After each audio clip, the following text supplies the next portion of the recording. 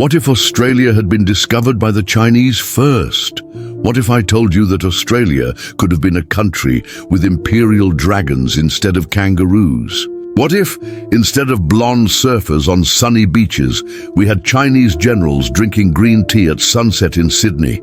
Sounds crazy? Maybe, but today we're going to imagine a scenario where China discovered Australia before the Europeans. Get ready, grab this imaginary boomerang and come with me on this crazy trip through time. Officially, Australia was discovered by Europeans in the 17th century, but the Aborigines had already been there for tens of thousands of years.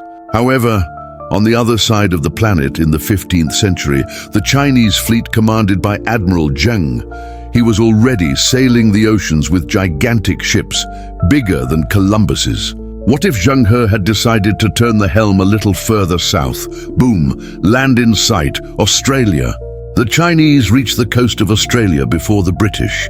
They disembark, meet the Aborigines, a moment of tension.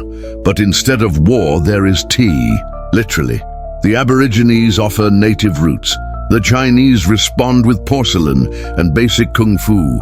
An unlikely alliance is born there. The first Chinese villages begin to appear. Kangaroos begin to appear painted on scrolls. Instead of kangaroo, the name becomes something like Kanglu, with ideogram and all. Now just imagine the city of Melbourne full of Buddhist temples, red lanterns floating through the sky, and dragon festivals replacing New Year's Eve.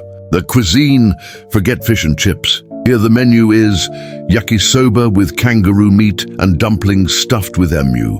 Chinese calligraphy merges with Aboriginal art, creating what 21st century hipsters would call a minimalist ancestral fusion. With Australia under Chinese influence, the continent becomes an extension of the Ming dynasty. The architecture changes, houses with curved roofs, dragon-shaped bridges, and palaces overlooking the Red Desert. Now hold on.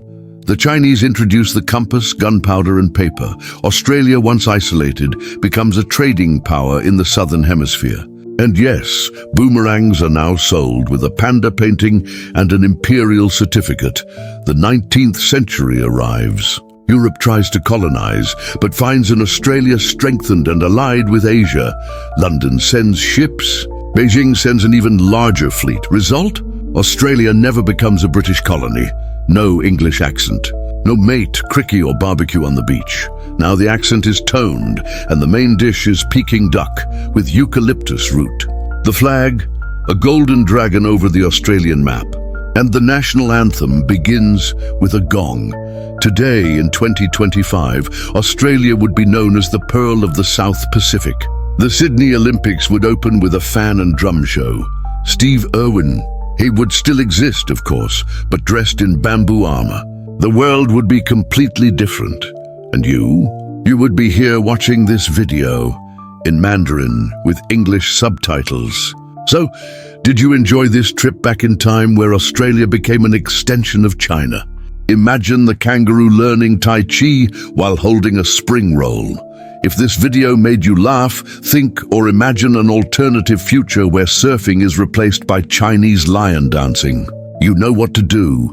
Leave a like, comment below what you would change about this alternative Australia, and subscribe to the channel, activate the bell, and follow me so you don't miss any of these crazy videos that defy history. Thanks for watching, and until the next impossible theory.